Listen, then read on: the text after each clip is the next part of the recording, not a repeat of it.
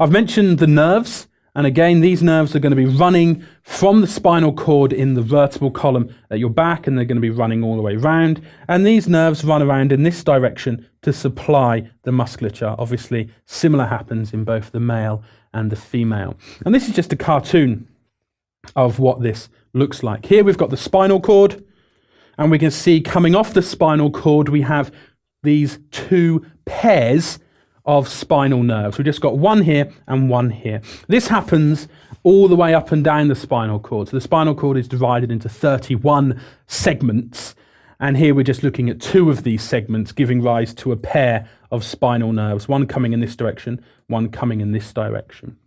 As I mentioned throughout the lecture, the nerves that supply these muscles come from T7, T11, your thoracoabdominal nerves, and subcostal nerve, which is T12. This could be T12 here, and then the one directly inferior to it could be L1.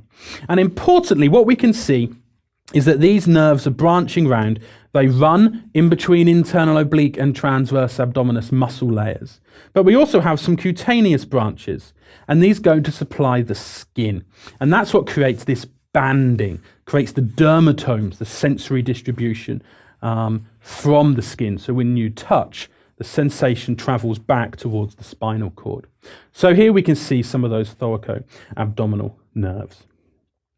Importantly, I mentioned when we looked at the muscles, the various movements of the trunk, and here we can just see where we have the various movements that these muscles contribute. So we have lateral bending, where you can see the trunk is moving to the left and to the right, moving laterally.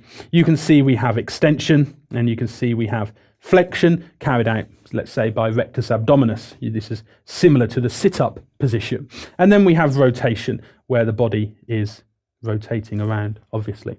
All of these muscles, all these movements are coordinated by some, if not all, of those anterolateral abdominal wall muscles. So important movements of the trunk. So in summary, in conclusion, we've looked in quite a lot of detail about the origin, the insertion, and the innervation of a whole series of muscles, which we can see here: external, internal obliques, transversus abdominis and rectus abdominis, those important muscles, and how those muscles were arranged to form the rectus sheath. And then towards the end, we've looked at the epigastric vessels, superior, inferior, and the thoracoabdominal nerves that innervate them. And then finally, we looked at movement, the bending, flexing, extending, and rotating of the trunk. These muscles are really important when we come next to look at the inguinal canal. The inguinal canal is an important passageway located in the inguinal region, and these muscles form a complex channel that allows important structures to pass through. And we'll look at that next. You just completed your first video of the world's best medical exam preparation. Lecturio brings the knowledge of worldwide leading medical experts and teaching award winners to your PC, tablet, or smartphone.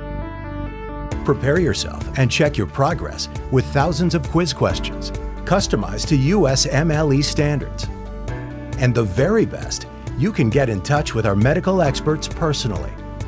Visit Lecturio.com now and continue with the most inspiring medical education around the globe, anytime, anywhere.